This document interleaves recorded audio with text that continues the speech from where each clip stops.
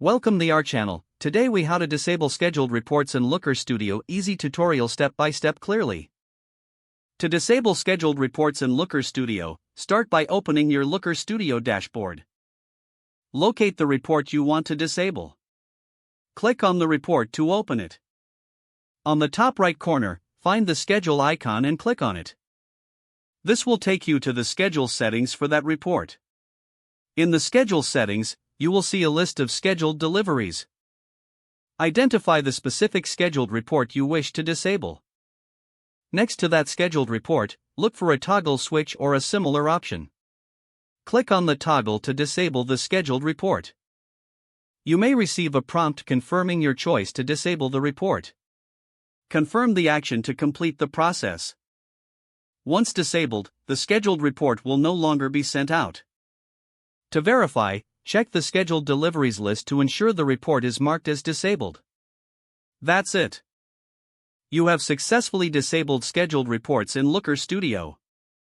If the page does not load, refresh the browser or try again in a private or incognito window. Make sure you are using the correct email address, then retype it carefully to avoid small typos. If your password is not accepted, use the reset option and create a new strong password you can remember. Check your spam folder for verification or security emails, then complete any requested confirmation steps. Enable two-factor authentication if available to improve account security and reduce unauthorized access risk. After signing in, review your profile details so your contact information and settings are accurate and current. If you see an error message, note it down and try again after restarting your device and internet connection. Log out when you finish, especially on shared devices, to keep your account and payment information secure. If the page does not load, refresh the browser or try again in a private or incognito window.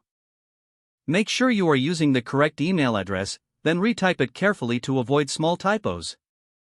If your password is not accepted, use the reset option and create a new strong password you can remember. Check your spam folder for verification or security emails, then complete any requested confirmation steps. Enable two-factor authentication if available to improve account security and reduce unauthorized access risk. Don't forget to like this video and subscribe to our channel for more step-by-step tech guides.